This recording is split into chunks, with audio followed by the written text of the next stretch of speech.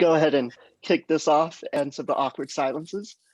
Uh, Welcome, Representative-elect Roger Montoya and everyone else, and your respective staff.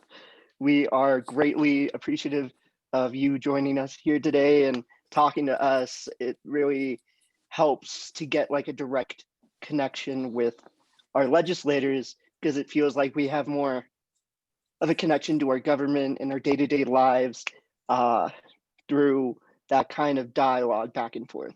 So we greatly appreciate it. We have a little bit of background on the representative-elect. Roger Montoya's, Roger Montoya's ancestral roots run deep through northern New Mexico, with his father born in, I believe it's Los Montoyas in San Miguel County, and his mother in the mountain village of Peñasco. Roger is an artist, which he delightfully showed us his massive, awe-inspiring studio just a few minutes ago, actually. And might I say, that is you are an amazing artist.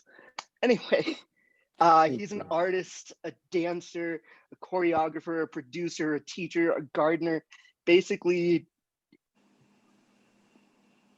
it's just truly impressive to me. He began his career as a professional dancer in Los Angeles and New York City. He returned to New Mexico in 1990 and began a 30-year career as a professional landscape painter. He also experienced up close, devastating effects of historical trauma and cyclical poverty in the region. He was the forefront of the HIV/AIDS pandemic in New Mexico. And I actually do have a follow-up question regarding that. That wasn't on the list that I just thought of, but we'll get into that later on. And he was at the forefront in the response during the HIV/AIDS crisis in New Mexico. He also has this firm belief, which I respect a lot, that art is medicine, and uses it to kind of teach children and help the community kind of build as a result of that. And now, as of November 2020, which apparently was 2 months ago now, time flies. He has become the first openly gay representative elected to the New Mexico House of Representatives. So yeah, Congressman-elect, if you want to say a few words before we start general introductions, we'd be honored. Sure. What an honor to be with all of you today. Anytime I get to interface with young people from the region or any region on the planet, it's really a goal and a focus for me to be as attentive as possible. You are the next generation, and we have to pay attention and to really accurately reflect the things that are important to each of you. So I'm very excited. Anytime that Clarissa Duran is involved in something, and this is a new endeavor, I'm just ready and willing to listen and be of service. So thank you for inviting me today. I have a couple of staff. I don't know if when it's appropriate to introduce my staff. Yeah, we're actually going to start off with introductions right now. So I want us to go around and introduce ourselves. I don't like calling this an icebreaker because I've had too many traumatic professional experiences with having repeated icebreakers, but I just want us to get to know each other and just tell us your name, where you're from, you're raised, or your connection to New Mexico, and also what your favorite pastry is. And I love maple flavored donuts because they make me feel like I'm licking a maple tree, which was always a dream for me as a child. My name's Shomo. I am from Los Alamos, New Mexico. I was raised there. And yeah, and then I'll popcorn it off to Kat. Awesome. So my name is Kat. I grew up in Albuquerque, but I now live in Santa Fe. I worked for DPNM during the campaign. I was the organizer for Santa Fe County. So I've seen you in a couple of Zooms, Roger. I don't know if you remember me, but I'm glad to be seeing you and your staff again. Yeah, and my favorite pastry, I will pretty much eat anything, but I love scones. especially like blueberry scones, really any scones. And should I popcorn it to someone, Shoma? Great. Yeah. Cool. Lisa, go ahead. Hi. Sorry, I'm trying to return some clothes. Hi, I'm Liesel. I'm from Santa Fe, born and raised. I go to school in Texas, in San Antonio. I'm studying computer science and political science. I was an organizer for DPNM. I did the whole kind of northeast region of New Mexico and pastry. I really like croissants and also crepes. I don't know if that totally is a pastry, but you can get them at Clafoutis in Santa Fe, which is one of my favorite places to go. So, oh, and I need to popcorn it to somebody. Clarissa, go. Thank you, Liesel. That's awesome. I love Clafoutis also. If you guys haven't gotten a chance to go there, you should go there. Maybe after the pandemic. Anyway, Or even my name during the is. pandemic, it's still open. You can get to go, and I go there like once a week. Oh, there you go. Okay, new information for me. Which is bad information for me. I love their French bread. Anyway, my name is Clarissa Duran. I'm from Española, Nuevo Mexico. My parents are from Mora and from Manassas, Colorado. I think of myself as a first generation Españolan, and my kids are second generation. So I love living here, being here. Everything about this earth and the water, the air, the sky are just so much home to me. It's really the womb that I keep growing in. And my favorite pastry is, it's really hard to decide about that, but probably I would say a chocolate eclair because I love chocolate. And I'm so honored by all of you that you would be here today with us. Thank you.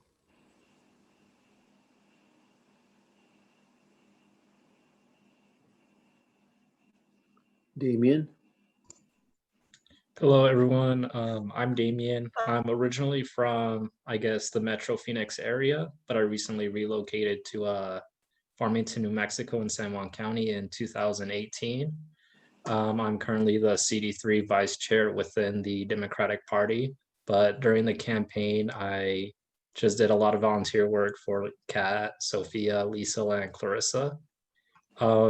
I'm not really a pastry guy, so like if it can count, tortillas are like my thing. Nice. I'll pass it off to Sophia. We're just doing brief intros and what your favorite pastry is. All right. Hi, everyone. Sorry if my service is a little bit bad. I don't know me. I am Sophia. I grew up in Los Angeles. My family's from Santa Fe. Going to school in New York. So, yeah. But I'm on a walk. My favorite pastry is probably anything with chocolate and fruit. Like I love chocolate strawberries, chocolate raspberries, anything like that. And who hasn't gone yet? You want to shout your name? Can't see the screen. Either Isaac All right, or if not, Carlos. then I'll pass it off to Isaac. Go ahead, Carlos. Go ahead, and then I'll wrap up. Go ahead, Carlos. Representative Lesson, I also want your answer to the pastry question too when your time comes. My name is Carlos Trujillo, and I was born in Los Alamos and grew up in northern New Mexico. And I've been working in politics most of my adult life, actually, and even a little bit before that. And I think I think anything with pumpkin, like a pumpkin scone, a pumpkin, anything with pumpkin is really awesome. This is my season, or it's coming to an end. So, yeah. Hi, everybody. I'm Isaac.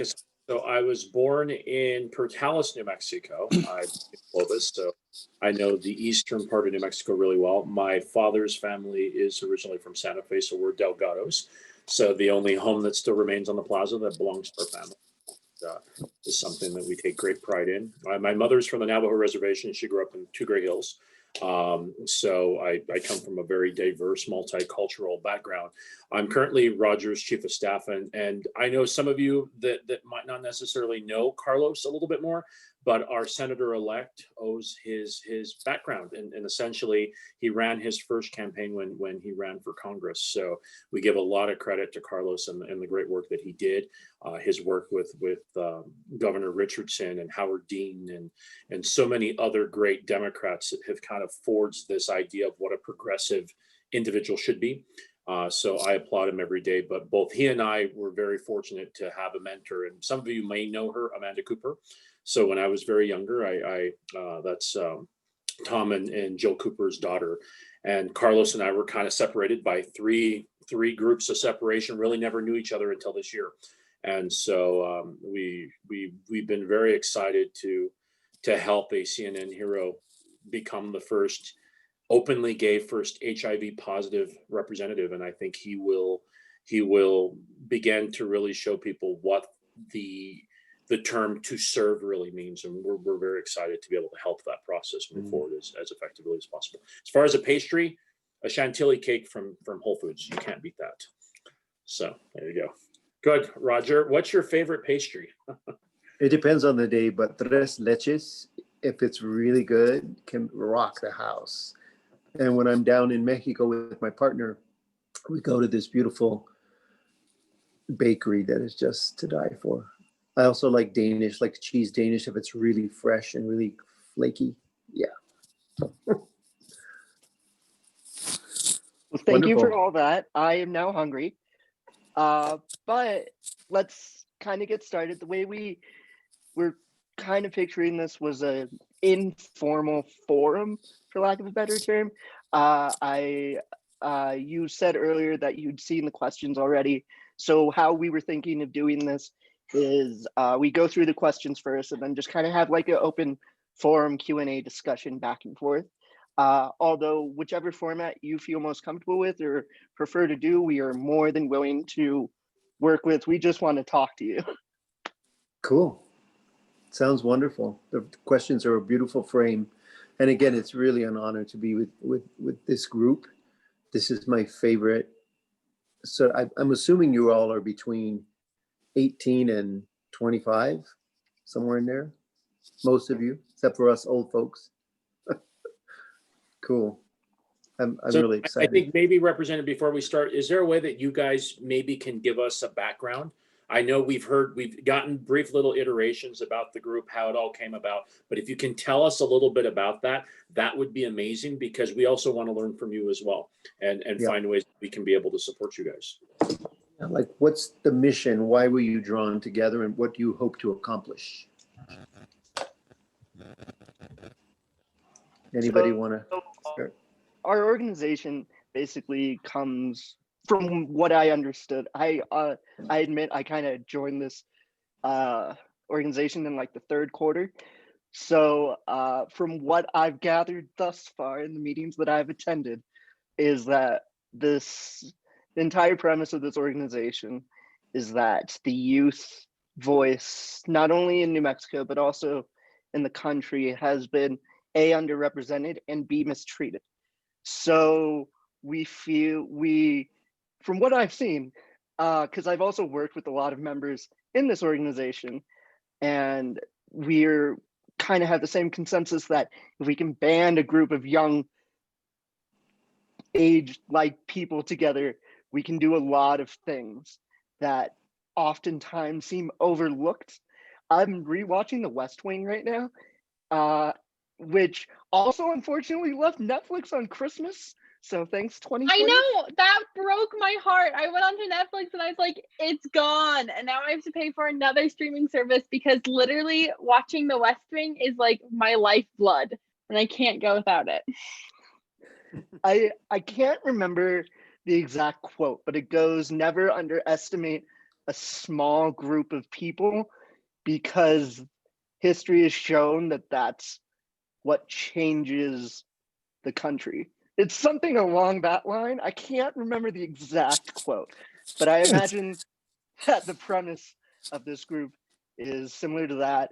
Please, someone else elaborate even more if possible, because yeah.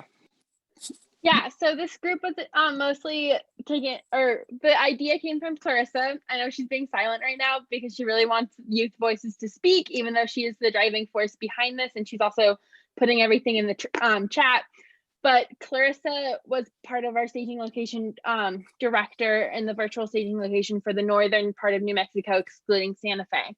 And she really kind of just saw how we were all working together and how, I mean, one, the amount of young people on the campaign, and also like, and so just kind of really liked that and was like, how can we continue this after DPNM can't, like, no longer has a coordinated campaign and a coordinated effort to having organizing young people in New Mexico. And also to kind of the fact that even DPNM like wasn't doing everything it could in order to organize young people. And so she thought it'd be a great idea to create this sort of organization that's really fluid and kind of always changing. That's basically like an organizer incubator. So young people who are passionate about a certain idea that maybe don't see that being addressed, or don't see one of the larger organizations really focusing on it, or just like want to be involved, could come meet some people, like, yeah, using all of our networks. And I think it'll start off with northern New Mexico, hopefully go to all of New Mexico, and then we'll branch out into connecting young New Mexicans to people across the country. And so basically just kind of having both mentoring, having trainings, and just brainstorming sessions, like connecting different young people on to being on action teams, and basically teaching them how to organize in their communities around a certain topic that they're passionate about. And so that's kind of the idea. It's cool that we're kind of happy this is all starting to build in when the legislative session is happening, because you know that's a really powerful and influential time in New Mexico. And so that's kind of also like really just we're still getting, you know, kind of trying to find it, being organized it, so then we can kind of start finding high school students or college students who want to learn how to be more effective in their communities and bringing out change. And so that's kind of like where we are right now. And yeah, I don't know if Damien, Kat, or Sophia, or Clarissa have anything else to add, but it's really like an incubator to helping make sure not only, yeah, get more youth involvement, but also kind of have youth-driven change in New Mexico. Is there a name for the group? Yeah, we're T.to2032.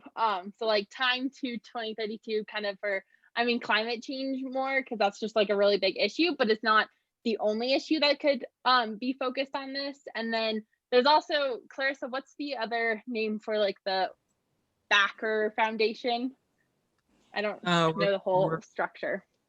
We're called Zellos Foundation. All of this is really just getting started, and I wanted to do a foundation a 501c3, in order to be able to draw in some money and eventually give our organizers a monthly stipend. And then the Action League will be a 501c4 so that it can work on political issues and all the way up to supporting a candidate. So 2 branches, all with one mission, promoting youth voices. Nice. Good work.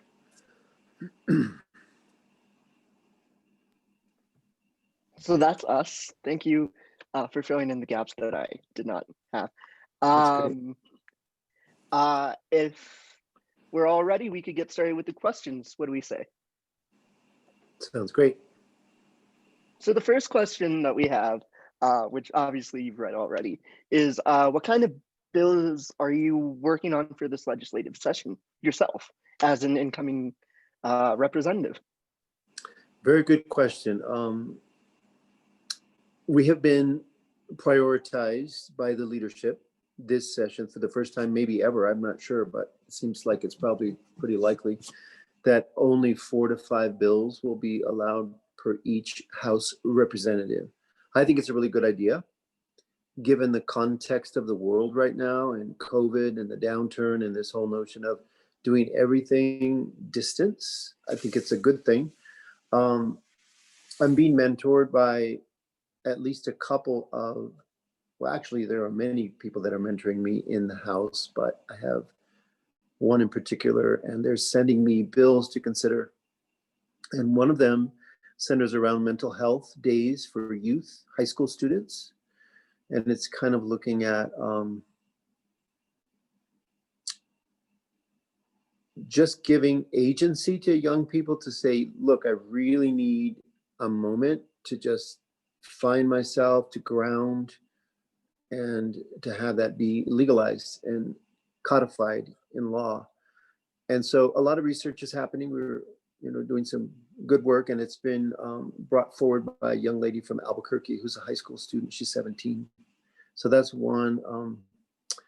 Another one that just came to me is centering around fees and fines of juvenile offenders and reducing the fines, eliminating the fines. And it just came to me a few days ago. I'm investigating and researching and looking at the full picture of what the implications are, because we want to make sure that the opponents of any particular law, that you can kind of think through, how are they going to perceive and kind of prepare. So it's very new.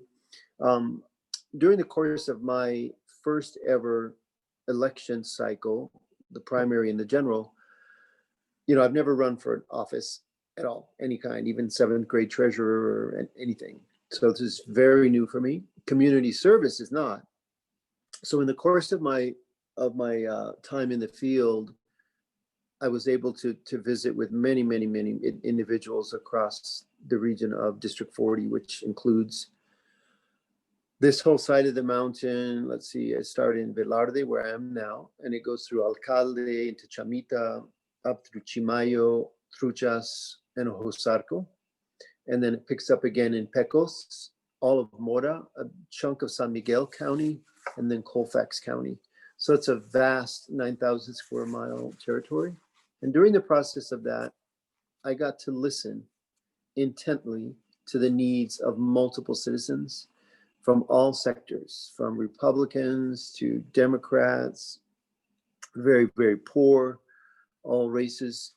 And it was an interesting study in the inequity between rural and urban New Mexico.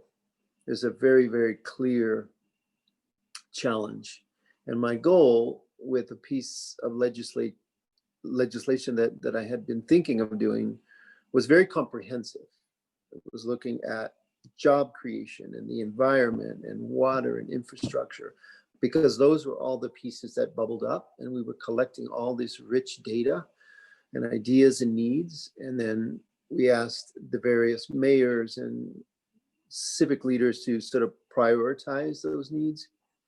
And so it became clear to me that what I was really looking at is sort of a rural moonshot idea of taking the entire big picture, from broadband and water and electricity and job training and the environment, the acequias and the land grants, and everything else in between. I left off healthcare, the needs of young people, and just kind of studying them in a really statewide kind of a manner. And so it's a very ambitious goal, and it will probably be presented in the form of a super interim committee.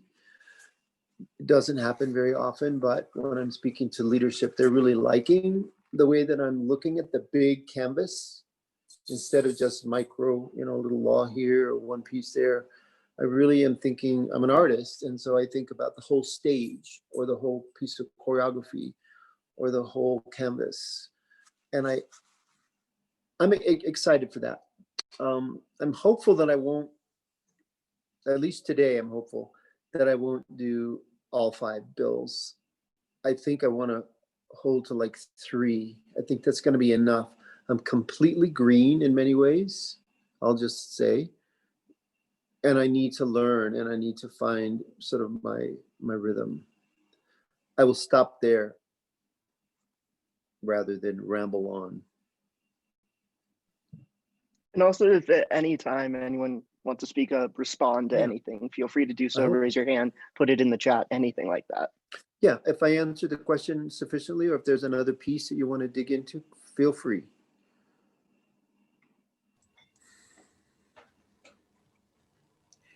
I love hearing that you're going to have, or I mean, I know you have this ecological perspective that you're going to bring to lawmakers. That was exactly something that I had said to Carlos earlier, is that when we fragment off into bills, we make ourselves prioritize things in a somewhat unnatural way versus having that ecological point of view. Allows us to really encompass, really show how much we care about our total world rather than those fragments. Yeah, and it's when you think in those terms, suddenly the numbers scale, right? I mean, what will it take just to do broadband statewide, rural versus urban? Because in an urban setting, it looks very, very different. We have topography and easements and tribal land and all sorts of barriers to really creating just one of those pieces. And so it's an ambitious idea, but I think we have to meet the moment. We have been challenged so incredibly with the leadership that we currently have in the White House, and climate change and overpopulation, and now this latest pandemic, and there will be more. It's pushing us to be courageous, to dig deep into our hearts and listen to what really needs to be done. And to meet the moment, it has to be somewhat large. That's just where I'm sitting. Of course, I'll be learning, and I'll be handing smaller bills to learn sort of the mechanics of being a legislator, because I've never done that piece. So I'm excited and humbled at the same time. Next question, or dig Yeah, if deep? everyone's good. Sorry. Oh, I Diesel? just want to say that I really liked the whole thing about like the mental health things. I don't really know who knows this about me, but I actually dropped out of high school because of mental health issues, because like I mean I had depression and anxiety, and it got so bad that I just like didn't want to go to school. And I got my GED later, but like definitely having the ability to take those mental health days rather than just, you know, feeling like I needed to skip school, which I did quite often just because I literally just couldn't bring myself to drive into the parking lot of my high school, would be great. And I think especially like, I mean, yes, having mental health matters, or like having mental health days is really great, but also it would also start to kind of bring that conversation, and even having like afterwards of like teaching mental health skills, and like just not making it such a like taboo topic. And like, because I took a gap year off from high school to college, and I spent most of my time in my gap year in therapy and learning skills and like doing that sort of stuff, and it's helped me a lot and made me more successful in college. And just like wishing I hadn't had that before I got so like overwhelmed in high school. And so like starting that conversation of just being able to like, today's too intense, I can't handle stuff, is I think great. So I'm really glad that that's something that's happening in this legislative session. We will see. It's, you know, all of these potential bills that I outlined are not set in stone. It's fluid, you know, and there's a lot of stuff that's happening, but this is one that's come to me, and it called me because I know that stigma of any kind can really be a barrier to one finding and really producing at a full level. And so if mental health or identity or belonging are major issues, especially for young people, because that critical period where you're just finding your voice and you're questioning, and you need to have lateral support, you know, to really hold your life together, and those around you, your peers and the adults in your life as well. So it is something that excites me. So we'll see. I think I will always have an affinity for the growth and development of young people as part of the kinds of laws and prevention that I will bring forward, because I too was a child that grew up with a lot of pain. I was deeply depressed. I was a cutter. I was didn't do drugs, but I was really depressed about being gay, and I felt like I was really letting down my parents, even though they never pressured me. I did come from a Catholic background, but I think it was sort of self-persecution, and it was rough.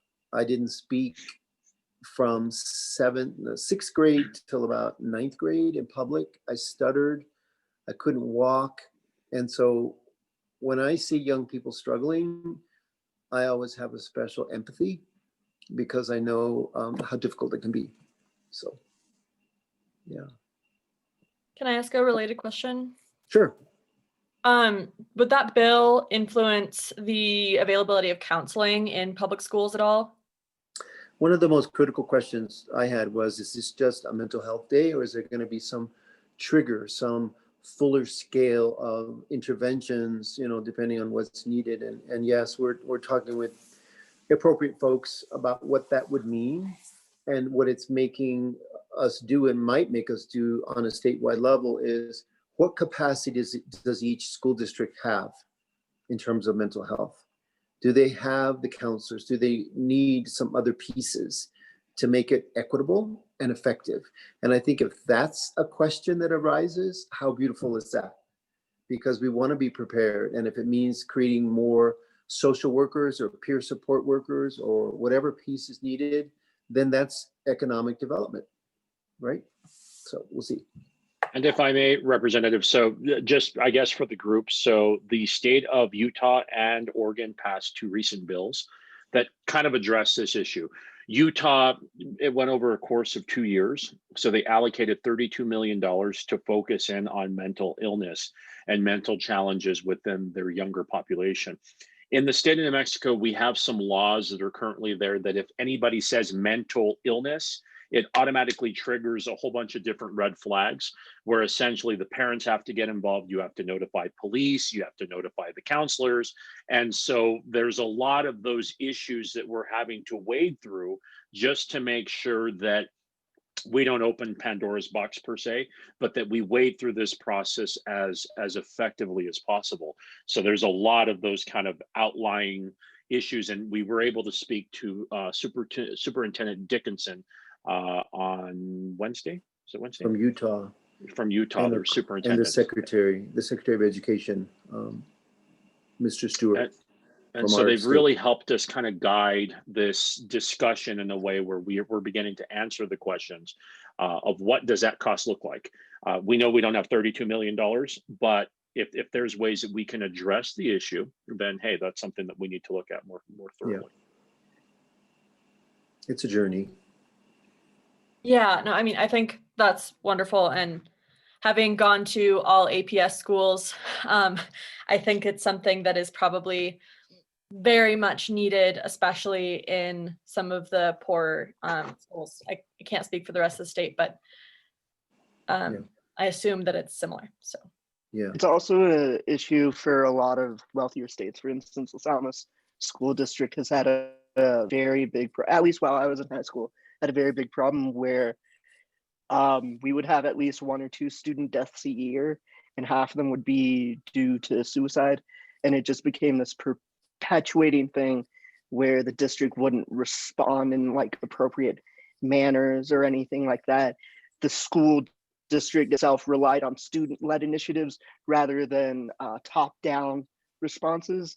So I think that this kind of educational focus on mental health through the educational venue will help a lot of people all across the state, because tragedy is something that doesn't really have a price tag, for lack of a better term. Like, it doesn't matter where you come from, you're gonna deal with tragedy in some way, shape, or form. And you're like 0 to 24, 25 is when most mental illnesses start to manifest. So if there's resources available for people in that time frame to help them take care of themselves, I think will lead to a happier state. We hope so. So Lysol, quick question, maybe a question for you. So you went through this challenge. besides focusing in on maybe just the optics of a day off, what do you believe could have been done to maybe help alleviate that?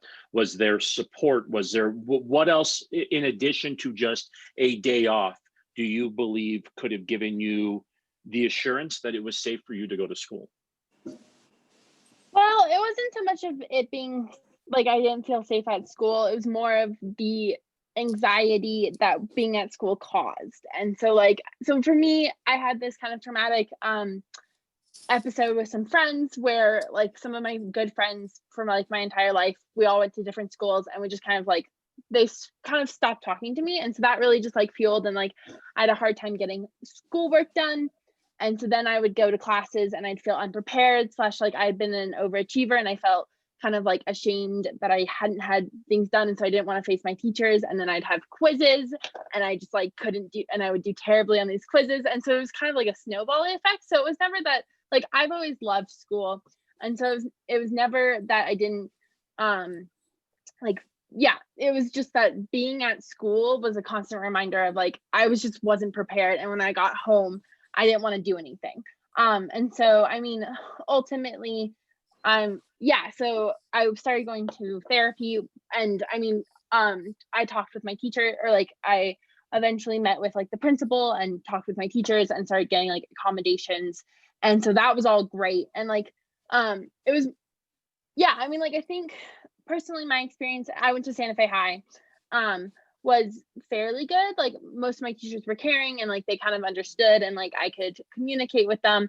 We didn't really have like a counselor sort of thing. So like I definitely had to go outside of my school in order to seek mental like health and like a therapist. And so like, and I am lucky enough that I was able to do that. And so like, I think for a lot of people who might not be able to have amazing parents who were like, let's find a therapist for you to talk to, that could potentially have been like a really like a gap in my journey. And I think also just really, I mean, making it more aware, and like in order for me to actually get like the accommodations and work with my teachers and all of that sort of stuff, that really made it, I mean, first able for me to finish my junior year. I didn't finish my senior year, but that was a whole other issue.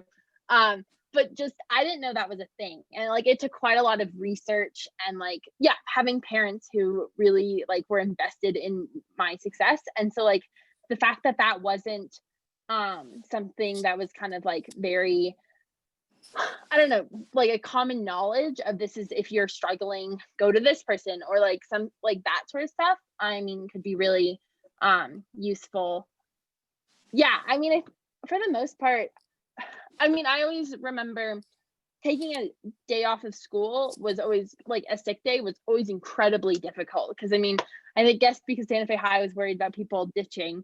But like you had to have them call your parents, and it was only excused if you had a doctor's note, which like if I'm feeling too sick to go, I normally don't go to the doctors. And so really thinking about how this mental health day is like, do they need to inform your parent? But like, or like, can a teacher do it? Because like sometimes, I don't know, you don't have access to like a parent. Like, I mean, there are many days when both my parents work full times, and like they wouldn't be able to pick up the phone, and I'd just be standing there in the attendance office being like, well, I don't know what to say. Like, you also had to get a note. Like, there's just like, and I'm definitely one of the lucky ones to have privilege of like both my parents being involved in my life and like having the access. And but like there's, I don't know, just like starting the conversation about it and making it like, I take mental health days right now in my life are a normal thing. But like in high school, that was like, I had no idea that I could take a break off of school just to kind of like recuperate or anything. And it would have been nice to like there's a difference also of being able to take a mental health day. And then also, I mean, I would always, when I ditched school because I couldn't handle being there, I would have to go to a parking lot, and I just sat in my car and usually cried or just like watched something because I couldn't go home. Because like this was for me, like at the beginning, like this was something I didn't share with my parents. And so just like having, just like the more you can like make it normal and like shine a light and be like, this is okay. And like include the parents, which is like, it's it just would make it the whole situation better rather than having to keep it a secret. I don't know if I fully answered your question, but that was kind of my experience. And yeah, like Thank you. there's so many, I mean, not that this is like really something to do with this particular bill, but just like teaching mental health skills in high school is a worthy cause and definitely should be like a part of, like, I mean, we had like a kind of first period where we were all together in groups that occasionally would have different lessons, and like having it in there or just like, I don't know, would be great. Wonderful. Yeah, I don't know how much the bill affects curriculum or like policy within schools specifically, but I agree, Liesl. I do not remember in my 7th grade or 9th grade health classes that were mandatory for us to take. I don't remember learning about, you know, signs of depression or anxiety or anything really to do with mental health. It was fully focused on physical health, which is important too, right? I mean, kids need both, but I think I probably would have been helped by having those discussions, or even just having information available, right? To me, the counseling office at my high school was like basically only something I was aware of when I was applying for college and I needed the guidance counselor to sign off on my like transcript or whatever. Right. So yeah, I don't know. I know that we're talking very broad strokes, but I think that it just shows that this is really an important issue and something that like the accessibility, the visibility, and just having the conversation around it is really important for younger kids, because if you don't know that you're depressed or if you don't know that you're anxious, you can't really get help, right? You can't, if you're not willing to talk about it, even like with a parent or a trusted adult, then how are you supposed to get better, you know? So wonderful. There are definitely gaps that and that's one of my jobs as a legislator is to look for those gaps and look for solutions and try to make life as fruitful as possible and helpful. So social, emotional, and behavioral health is a huge part of the holistic vision of a human being, you know, and to leave that out, it's like, it's a no-brainer for me, but there are gaps and they're very real, and budgets are tight and priorities are what they are, unfortunately, in some cases. So on the note of education, moving in a slightly different direction for our next question, obviously, we're about 2.5 years past the Yazzie Martinez decision. We were wondering what your thoughts are on the status of education in the state for students of color. Oh, great question. I am an accidental educator. I spent most of my time in public schools. I never went to school, got a degree to be a teacher, but I am indeed a teacher, and it happened by accident. I'll just give a little context because it makes sense answering the question. The art is medicine and education piece. So I come back at 29 and I'm HIV positive, and I really am sure that I'm going to be dying very soon, because at that point, Dr. Fauci was much younger and there was no cure for HIV/AIDS. And today, 40 years later, there still isn't a vaccine. There's medication that makes it chronically manageable, which is great. Thank you, Jesus and Mary and Joseph and everyone else. So when I returned as an artist, coming off the stage, choreography, painting, I decided to begin to work with kids at the local school, the Velarde Elementary School. And it turned into a 15-year love affair with the classrooms of the Valley. I was able to garner about $5 million in funding over the last 15 years for the district through the Fine Arts Education Act. So unbeknownst to me, the good work I was doing at Velarde in 97, 98, 99 was actually fundable through a new initiative that a deceased legislator named Max Call, who was an extraordinarily lovely man, initiated. And so that began my real interfacing with public schools and the classrooms and the deficiencies and the kinds of modalities that I saw worked. They worked for me as a child, bringing art and dance and clay and science and the intersection of learning hands-on. I'm very much a a learner that needs to put my hands in the clay, so to speak, whatever the subject. And so to answer your question about Yazi Martinez, when I first heard that that case was happening, I was delighted because I see the inequity, have seen it. That was really what called me into the schools when I returned. I said, these kids here are extraordinary. The resources culturally and the landscape and the language and everything that we have is not being fully utilized to inspire learning. It was like the schools are devoid, because at that point it was George W. Bush was in, and it was No Child Left Behind, which was, it was anything but that. It was like all the kids were left behind in that whole scenario. And so I'm really excited for the potential. I am a little saddened that it's taken this long, but as we can see in bureaucracy and in school, the needle doesn't move very quickly for change unless we push. And I'm all about pushing, gently but firmly. And this whole organization that you have can be very useful to that end. I'm reading some of the remedies that they're looking at are like increasing broadband and, more teachers in the classroom, which is great. And more teachers that look like the students, that are Native American or Hispanic or students of color, which I think is great. I think those will help. But I think the inequity for me comes in that the basic design of public education does not inspire kids. It does not help them to identify what their strengths are as early as possible, where there's need for interventions that will help them social-emotionally, physically, whatever their needs are. It's very cookie cutter. For the last 100 or so years, we've had a factory model of education in this nation, and it's just gotten more regimented. And I think that for those students that are from higher educated homes, or they're naturally good academic students, or can handle the technology, they can do very well. And obviously it's work. There are many healthy and accomplished individuals.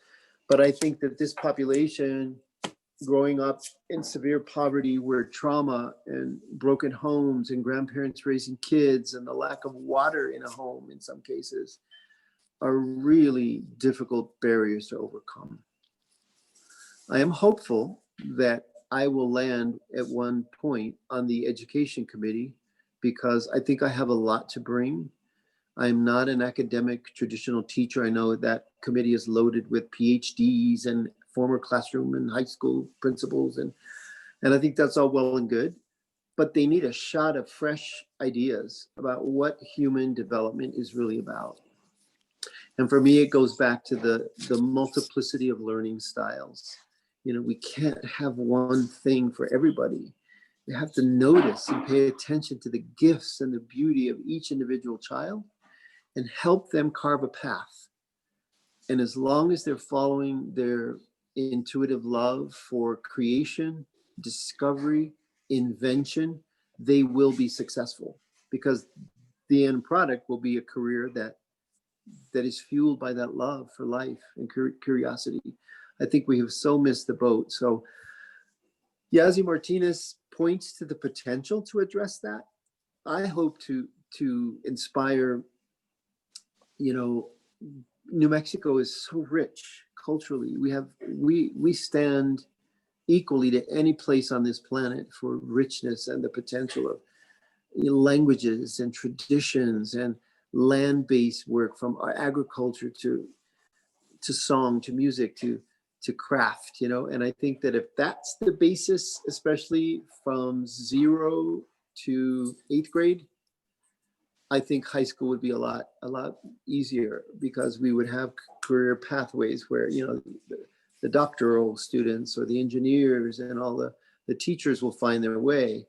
But what about the creative types, right? What about those really quirky kids that just need to create a business of their own that they invent? Entrepreneurialness, there is such a word, is something that is very much my life. And I have a wonderful life. It's challenging, but it's full of opportunity. And I think that's missing in education. So I don't know if I've answered your question in any way. I went off on a tangent, but I just think we're missing the opportunity to truly make small community schools. All of my district, I have 7 school districts, are rural. And there's absolutely no reason that we can't redefine those pathways in a more gracious and creative way. I think that was an amazing answer. Well, thank you. We'll see. I don't think they'll like me on the education committee. I'll be too off the wall, but keep plugging. I mean, I think kind of like you said, the one thing education in New Mexico that has been lacking for a while is this sense of ingenuity or different kind of thinking. So having someone who's has a viewer's glass, what's the phrase? Outside, from the outside looking in kind of perspective, may be able to make the members of that committee think in a more creative manner than they historically have. Most of the change in public education has been very incremental and very tiny, the testing changes or the funding formula changes, but the very essence of the place itself has not changed. And I see kids just bored. They don't get school. They don't want to be at school, a large majority of them. And I think that we've missed the boat. They're kind of numb by the time they get to junior high and high school, and they're just checked out. And it breaks my heart. It breaks my heart to see kids like that, because at your age, you should be on fire for life. You should be grabbing it and painting, metaphorically speaking, with the most bright and brilliant and lovely colors you can find. And I just see the sadness in our kids. It breaks my heart, but it is inspirational too, because Yazzie Martinez can point to, if we push constructively and consistently to actual change. I think I've got at least 10 years. I'll be 70 by then. I'm going to be 60 in about a month. So I think I've still got some vim and vigor, and we'll see what happens. Well, happy early birthday. Thank you. Also, on the note of education, we were wondering what your thoughts are on the new Secretary of Education, Miguel Cardona. Wonderful. I was just researching him a couple of days ago, and he's a Puerto Riqueño, which I like.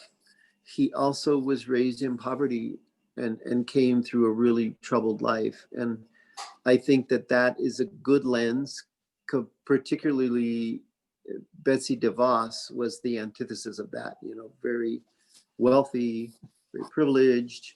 She didn't seem to really understand what's needed, let's just say. So I'm glad she's moving on. I don't know enough about him or his history of service, but I really love his background. And I think a person's background says a lot about the trajectory they're going to bring forward. So I'm hopeful.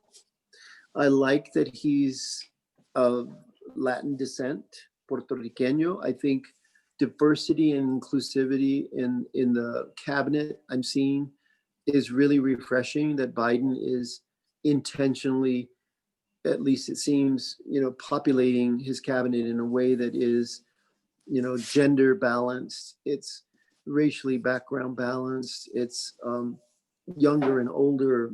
It feels good. I think it's too early to tell, but I think that DeVos took us down a path of just, she missed the boat. That poor woman. I shudder to think. She missed her yacht. She was somewhere else. Yeah. She missed her yacht. I like that. So yeah, I can't really say that much about Mr. Cardona other than I'm hopeful, and it seems like a good trajectory forward.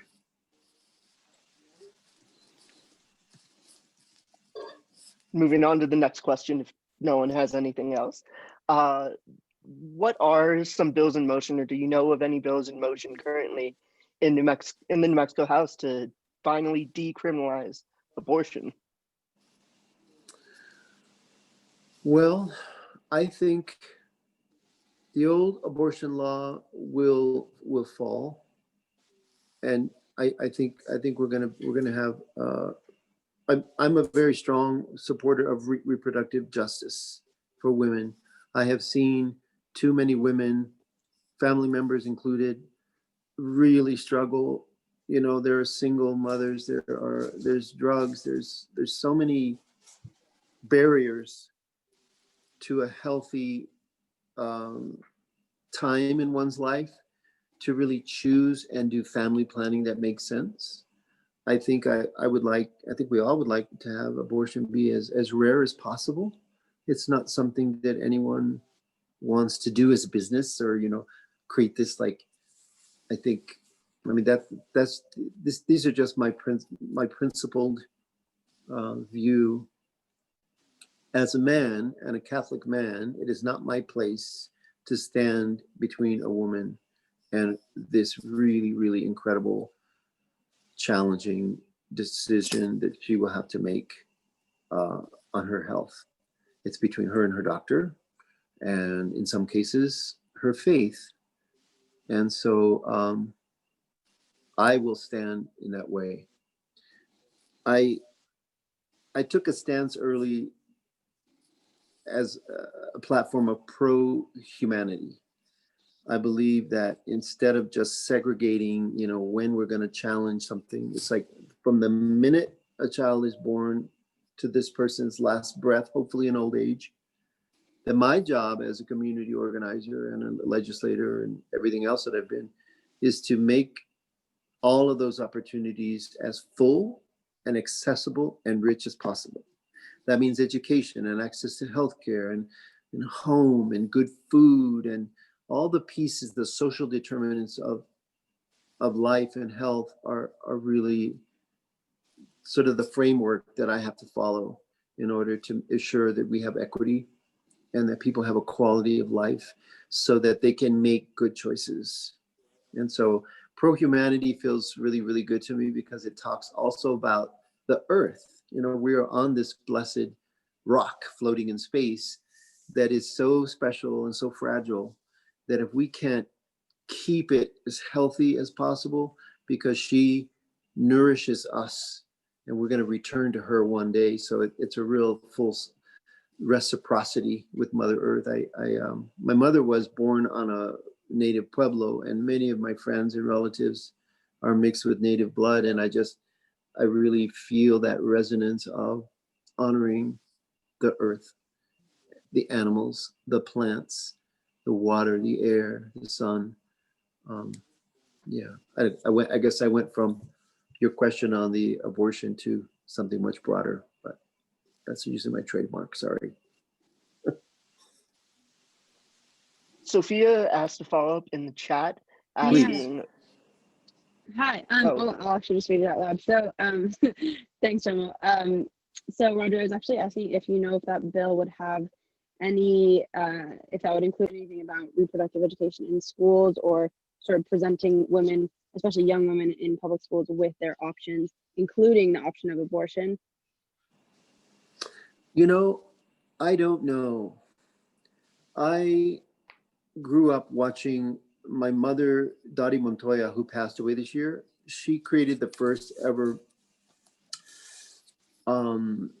school-based wellness program. She became the mother of school-based wellness in New Mexico. There are now like 122 sites in her style. And her first impetus was that when she came in 1979 to live once again back in Española and became the school nurse, there were 80 to 95 girls pregnant every year at a high school of 1,600. And it was shocking to her. And so she began, yes, abstinence matters, condom use, education. She reimagined, she went right up to the edge of danger, you know, to ensure that those modalities and those services were available in a school setting. That also went into social emotional wellness and drug addiction and parenting classes for boys and, you know, a nursery in the schools. It was an organic response to the need. And so my hope is that we will one day return to a place where we give young people all the answers and the tools they need without judgment, without restricting them or controlling them, but again, hearkening to the most optimal health in a holistic way for young people. And so I can't really say what's going to happen with that legislation down the road, but my hope and my trust is that we will do the best we can to make schools as safe and as full-bodied as possible. Did that answer your question? Yeah, thank you, Roger. So much. Yeah. And any other thoughts And- on and- that topic? And Go maybe ahead. something to interject, I guess, for the group is many of the legislation has not been pre-filed yet. So we don't know where the acts are at this very moment. We've seen some stuff come through the caucus, but we can't even talk about it because we don't know. There's like 18, 19 different pieces of legislation, and we don't know specifically what legislator will pick out of that 4 and then move forward. So a lot of it is still in bill drafting. But as soon as we get a draft or we have an idea as to what the final legislation would be, we can send it out to you guys so that you guys have an idea to really look at what that process is and how you can influence your voice in that Exactly. bill. Exactly. And you know what's going to happen in this session, it's going to be very challenging because nobody will be in person. But this venue will be available. And I believe that more input will be accessible to New Mexicans than ever before if we take it. So you'll have, you won't have to drive to the Roundhouse. You'll be able to just Zoom from your living room or your bedroom and be participatory. And my secret hope is that there will be a much broader push, or voices will rise in a really robust way, and that people will take advantage of this new medium. Let's make the best of it. Yes, we're limited, but on the other hand, people from across the state can attend by the thousands, and we should push for that. Voices need to be heard. So. Since this session is going to be so different, I'm just curious, if at all possible, could you tell us maybe what the timeline looks like, how it's different from a normal session, if you know that yet, because I don't know if all of the details have been cleared up. Well, it's hard for me to say. I understood, and I've watched peripherally, that the sessions can go so late into the evening, and the committees can go on until 1, 2, 3, 4 o'clock in the morning sometimes. Well, we were told by the speaker that the intention is, because Zoom is so difficult to stay on, you can't walk away and get a break, and that they're gonna limit those. They're not going to be all-nighters. There's going to be a cutoff, and hence the notion of prioritizing, not limiting, but prioritizing the number of bills, I think is something that will be really of service to the duty, the constitutionality, our pledge to do the very best we can for our citizens. So if everybody's not bringing 30 bills, it's a circus in that context. Imagine by shrinking it down, the notion that we can share and not have to be the ego-filled carrier of the bill, but everybody's supporting one. How lovely could that be, to take that piece away and really go, these 5 things are really important. Let's focus on them. Let's get the best outcome for the people of New Mexico. We'll see. It's going to be really interesting.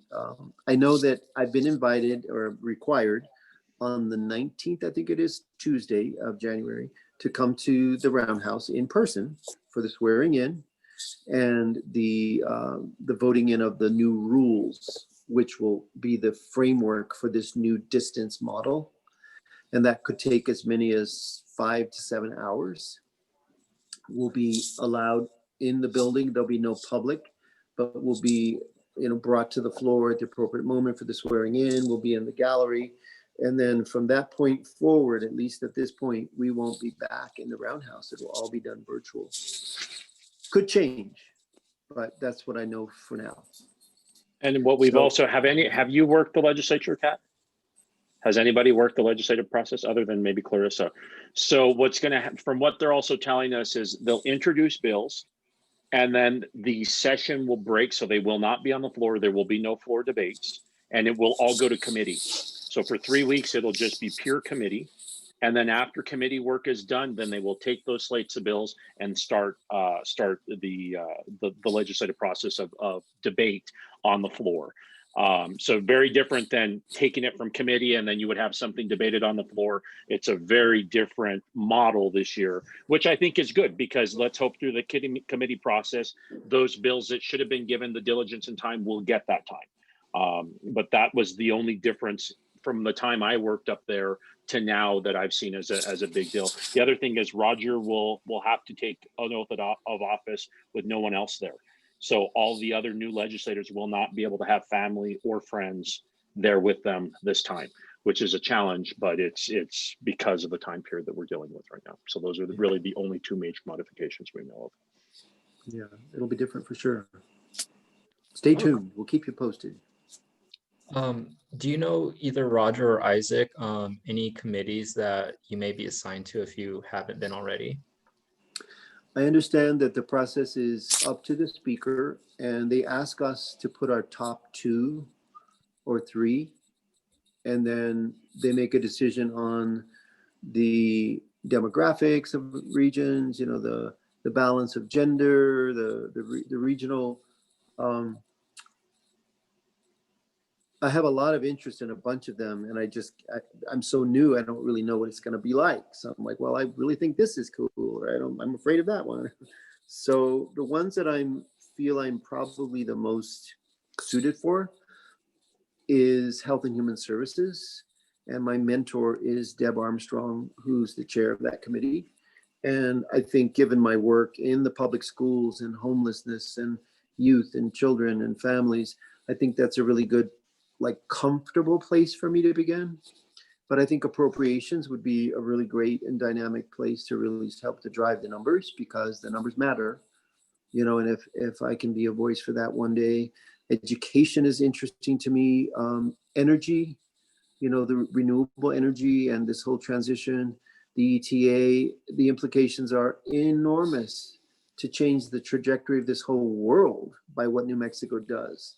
So that's an interesting one for me. Of course, water and land are really important to me. I'm a gardener. I'm, you know, long tradition of reliance on the acequias and the beauty of New Mexico. So we'll see. CPAC sounds really interesting for the diversity of bills that come through CPAC. I don't know. I told the speaker deliberately, I said, you know, these are the ones I want, but I humbly offer you to make the choice and put me where I'm most needed for whatever reason. If I need to wash toilets and scrub floors, I'm good. I'm a hands-on kind of person. Great, thank you for We'll that. see what happens. It's totally completely different, this legislative session. That's the thing. Even for legislators, first-time legislators, you know, won't have the same opening session with lots of people. They won't have the same interaction with the public that you're typically accustomed to at the Roundhouse. In a 60-day session, each community typically has a day that's designated for them. And so it's all going to be very different because of the pandemic, of course. So yeah, just changes things around. So can I be really honest with all y'all? I'm scared as all get out. I wake up in the middle of the night. What did you get yourself into? Sometimes I vacillate because I doubt myself. It's like, can I do this? Will I be effective? Will I be able to learn? I'm going to make a fool of myself. It's almost like going to 7th grade or 10th grade again, or off to college. It's very humbling. When I come to my senses and I'm not tired, this is key. I do understand that I will be fine. But I have moments where I'm just utterly frightened. Like today, part of my manicness of doing all these projects is I just can't focus because it just feels overwhelming. So I'm just bearing my soul to you that, you know, even at 60 years old, you never have it all figured out, and maybe that's the good thing, is that we're ready to make mistakes, and we're ready to ask for help and to get the kind of support we need, because we always will. Being a lifelong learner is so important, to always stay humble and to know that you have something to offer, but you also are utterly green in another area. So I think that's the balance I'm going to try to take in, and not let my head swell and become not the best servant. I think I need to keep that balance in check. My father always warned me about that. He passed away about 12 years ago, but he would always watch, because I was the youngest, and I was an artist. I was a choreographer. I was a dancer. I was a gymnast. So I was sort of the star of the family. And he would see that my head would get a little bit big, and he would like, Roger, you need to be humble. Don't get ahead of yourself. Your britches are getting too big. You're getting too big for your britches, as we would say. So that's stuck with me as a value, and I think it's good to be humble. I want to quickly ask a question that wasn't on the list that we sent. The reason I'm asking this is I saw that you were a co-founder for Espanola Helps, which is an HIV education longevity prevention support type program, correct? Are you familiar with the Ryan White grant? Oh, yes. Do you think New Mexico could be better utilizing the grant through different kind of services? The only reason I ask this is I worked with the grant doing legal services in Maryland when this whole pandemic hit, and everyone was losing unemployment insurance, Social Security. Every single federal agency was just wreaking havoc and disqualifying all these HIV, AIDS related clients for just no reason. And I saw how useful the grant is to those individuals, not only in the legal sector, but also in medical sectors. So do you think New Mexico as a state could be better investing in programs that could utilize the grant better? Well, I'm not sure if that question made sense. But. Yeah, it's important to understand the context and the time, because this was the late 80s, early 90s. And up until the point that the Ryan White Act became law, at least in the US, gay men were the main carriers of HIV AIDS, and there was a lot of discrimination. So Ryan White was a young boy who had hemophilia, and that's how he attracted HIV. So the stigma wasn't, it was diffused, because here was this beautiful young boy who passed, and then the law was inspired from his life. So it was an interesting time. We were all very, very thankful and ingratiated to what he catalyzed for public health around HIV, because at that point it was horrible. The only thing was available was a drug called AZT, and it was very, very toxic. People were just dying. We called it rat poison. In fact, I never took it myself. So your question is, correct me, you're relating it now to today's pandemic. And not so much today's pandemic, although it is a factor. It's more so, do you think New Mexico has helped organizations properly utilize the grant like other states have? Like, well, do you think we could be better taking advantage of the grant to help the EMAs in our state? You're talking about the Ryan White specifically? Yes. Interesting question. Back in the day, where most HIV patients were men or drug addicts, the climate has very much changed. It is now a manageable chronic illness.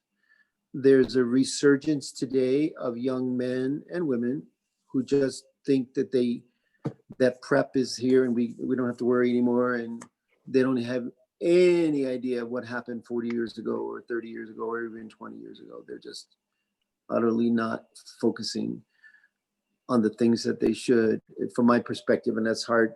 I don't want to be an old person, telling young people what to do, but those wounds are so accessible to me. From the death, I buried 3 partners. I lost 100 friends in 5 years. It was horrible. It was like a war. So, and also the numbers in New Mexico of HIV positive persons, it was never extraordinarily high. You know, at one point when I was doing Española Helps, that organization, there were only 110 men, women, and children living in 6 counties up here where we served out of 2 million population. So it was a very small number. And today, I don't know what the actual numbers are of HIV. It's an interesting question that you're asking. It's unexpected that you would have an interest in HIV/AIDS treatment. Yeah, I'm sorry. It's just I've done so much work with the Ryan White grant myself that I kind of got inspired off of it. Just seeing everything that it can do. Because the Ryan White grant is this, it's a federal grant, for those who don't know. It's a federal grant that basically provides all kinds of services for HIV/AIDS related. We called them clients because it was a legal practice, but people or persons, anything from housing assistance to legal Medication. services to medical services, medication, everything. It's a phenomenal grant, and it's the closest to universal healthcare this country has come. Yeah, interesting you mentioned that. It's very true. It was a saving grace, particularly at the time that it arrived, and then the landscape of treatment changed, and we suddenly had the antiretroviral class of drugs, which diminished the T cell count to a point where it was non-replicable and it was undetectable, and you could live a normal life again. So you're right. It's an interesting model to look at today. I'm And maybe intrigued to and also inspired. interject, the current number, according to the New Mexico Department of Health, is about 2,400. So about 2,400 New Mexicans. 86% of them are males and 13.3% are female women. And a majority of those individuals live in poverty. So that's the other challenge that we look at is how do we fix it? And that's actually how Roger and I became to know each other. When I was in high school, he was part of a camp called Corazones Unidas, and the camp's intent was to take young kids who were either infected or affected by HIV/AIDS, and kind of give them a weekend or a week just to kind of think about something else. And at that point, Roger, there were maybe about 80 kids at the camp that were from the ages of maybe 7 to 18. And a lot of them were because their parents had it. There was actually very little, if any, children with AIDS at that point. And so the camp was really about young people whose siblings or relatives or uncles or fathers or mothers were struggling and or dying with the disease. So it was a really beautiful camp. It's still in existence 25, 30 years later. And that's where we met. It's kind of a remarkable how time flies. Moving on back to the questions at hand. We've actually already talked about some of your goals as you come into the House. So wonderful conversation. What made you want to be a New Mexico legislator in the first place? You know, I think back in the 90s, when Senator Martinez, Richard C. Martinez was in his first years, actually, then, marriage equality, it wasn't called that then. It was domestic partnerships, and it was, and also legislation around HIV/AIDS, because remember, I had returned from New York, and I was starting to become healthy enough and invigorated and excited about where I was living. And I began to be interested in lawmaking, especially when it pertained to me, you know, as a gay person or an HIV. So that kind of brought me into the roundhouse, and I saw the hypocrisy of leaders. And I was, at that point, it was the first seat. I said, how dare they pretend and make laws that not only hurt me, but these lawmakers can't even be honest with who they are. And it planted this seed into me, in me, how wrong it was. And then maybe one day I could fight. So and the seed went dormant. Flash forward 20 years or 25 years later. And a year and a half ago, or 2 years now, when I was nominated for the CNN Heroes Award, I got a call from the governor, and I got a call from the speaker and different legislators, and first congratulating me on representing New Mexico in such a beautiful way. It was very, very touching. And I'm like, wow, who's on the phone?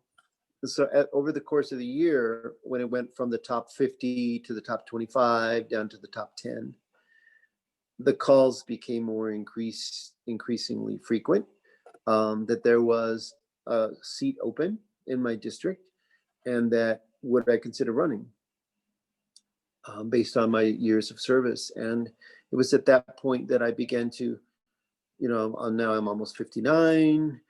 I've lived a life, I've done a large amount of really beautiful work on a small scale, founding a charter school and the homeless shelter work and living with AIDS and, supporting young people. I thought maybe I could make a difference. And so, but the beauty was that because of the CNN Hero process, if I was in a political contest, I would be eliminated, disqualified. So I didn't have to give an answer until like the new year last year, right after the CNN Heroes was done. I came back. But my mother, Roger Montoya, the mother of school-based wellness that I mentioned earlier, she was in her final year of life. She was struggling with metastasized cancer. She had breast, bone, liver, and lung 4th stage cancer for a decade, and it had finally crested and was taking its toll. And I knew her life was coming to an end, and it would probably be the last spring.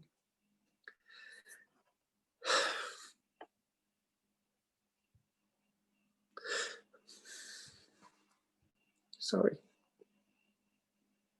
It's okay. Take your time. So she was back in New Mexico, and they were pressuring me more and more. It's like, you got to decide, we need you. You're going to do it. You got to decide. And so I called my mom out of her room, and I just made her breakfast. And I said, I know you're sick and you're going to die. It's like, breaks my heart. I need to be with you during this last time. And if I throw my hat into the race, I'm going to be so busy. And she just took her glasses off and she turned to me and she said, son, when I was 60, I was doing the most incredible work. I was on fire. You were on fire. You're amazing. I'm proud of you. I'm going to die. Take this if it means the right thing for you. You will do it. You accomplish everything. I have that much.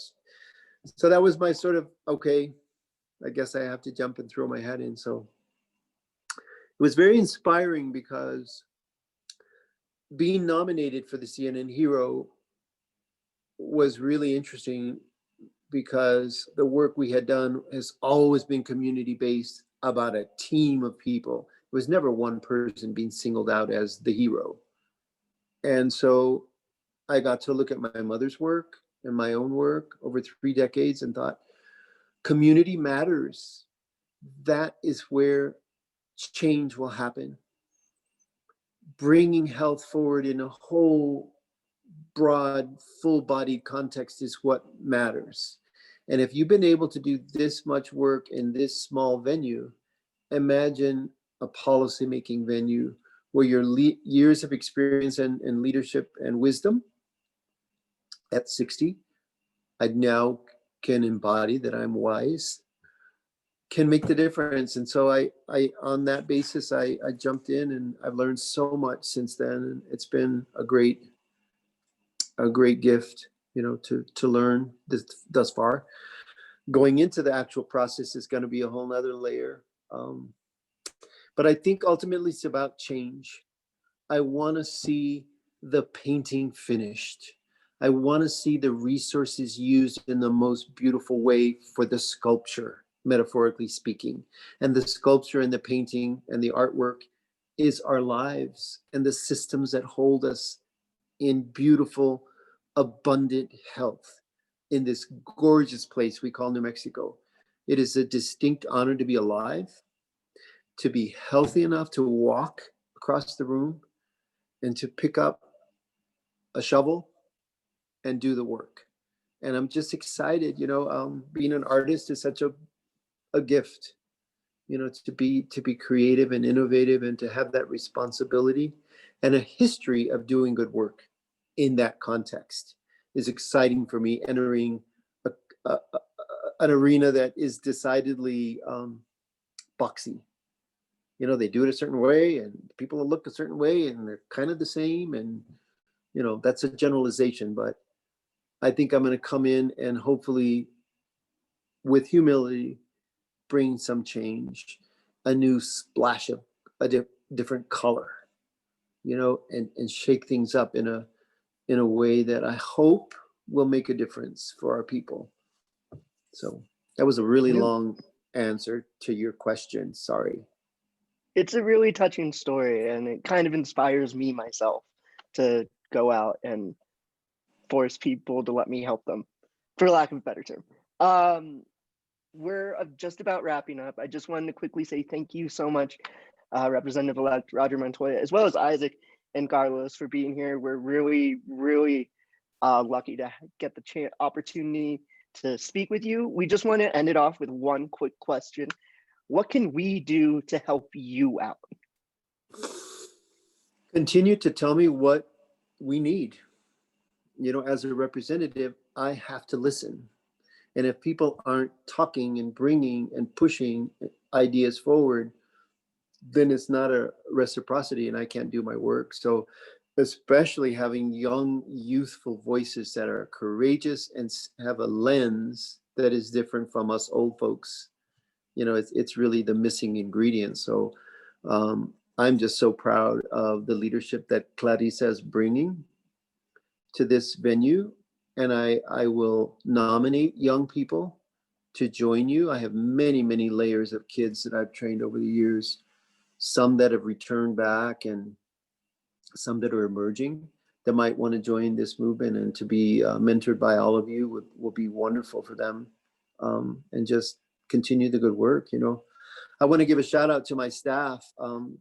Having staff sounds kind of strange. They're really friends. We work diligently to make sure we can have the best outcome, and it's such a gift to have strong support. They're younger than me by several decades, and they bring a fresh voice. So y'all's voices as youth it's refreshing and it's necessary. And please do not stop. So we're going to help each other.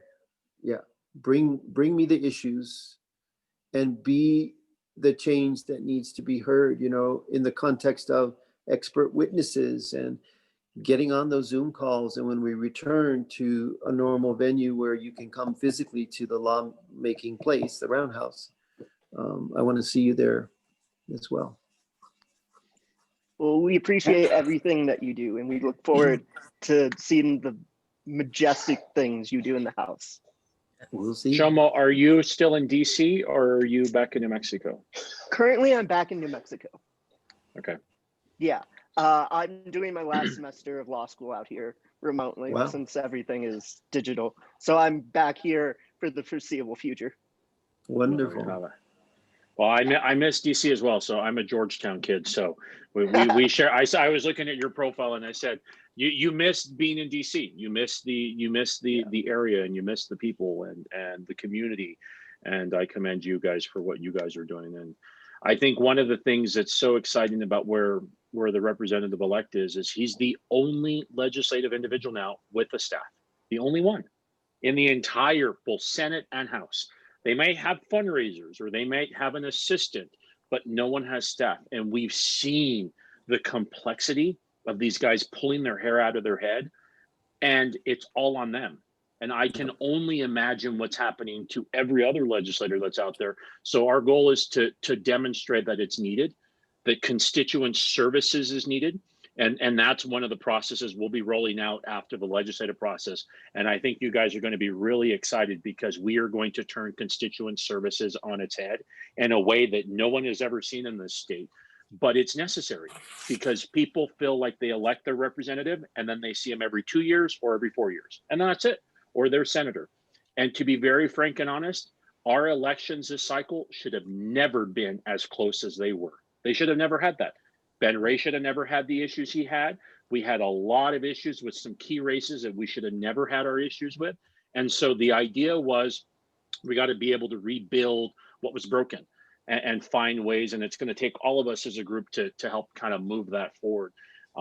We're even excited to see where the direction of the DPNM is going and the new process of who that new voice will be to kind of take us into this new year. So I think that'll be exciting. Really beautiful. What a great way to spend a Sunday afternoon. You guys made my day. I'm finally calm. I'm focusing on one thing, and it's been a real pleasure. Thank you. Yeah, thank you, Clarissa. Thank you, Shomo. Thank you, Dana, bouncing off the for inviting walls. us. Thank you. Say a few words before we get off. Sure. First off, thank you, Clarissa, for setting this up, Shomo for being our moderator, and Isaac and Carlos for also attending. But I would definitely love to thank you, Roger. One thing I definitely look for in like someone to support and work for is someone who's wholesome and kind of takes more so their own kind of personal struggles, humility, and like disadvantages against them and use it to, I guess, motivate themselves and to bring justice and equity to other people. So I thank you for that, because I've had many of these calls with people all the way from, I guess, the top of the ballot to presidential candidates, all the way down to city council members. And for myself personally, someone like Maggie Toulouse-Oliver is just my hero. But the way you talk and present yourself today, I mean, you're now just someone that's up there with her. So, wow. Thank you. That makes me feel so good. I'm a complete beginner, and everybody just says, be yourself. You don't have to do anything else. Just be honest, be truthful, and fight for the people. Yep. Ya está. Aquí estamos. Thank you all for being here with us today. We're just getting started, and having you kick things off for us in a legislative manner. I do so appreciate your inspiring words, Roger, and look forward to a very long political career in which you will continue the service that you have always provided to our communities. Thank you. Wonderful. With mutual respect. It's beautiful to be invited. Thank you. Carlos Have and a great evening. Thank you. You guys have been great. Thank you for inviting us. Yeah. Okay, everybody. Well, take care. Be safe. Don't get into any crowds, and we'll keep you posted too. We have your information, so we'll keep everyone posted on what's going on, and so we'll definitely be in touch. yeah, we'll have a new website soon and a whole sort of a platform for interfacing with folks that is fresh, as fresh as we can make it. And any ideas that you all have and want to participate, we are so lucky to have this relationship. So the door is open. Let's work together. Okay. Thank you, everyone, for being here this afternoon. Let be everyone safe. go. Have a wonderful weekend. I hope everyone has a wonderful New Year's too, and had a wonderful holiday. Yes. I feel like that was the elephant in the room that no one has ever talked about in this entire meeting. So I just wanted to shoot it right on the nose and just say happy holidays and happy New Year.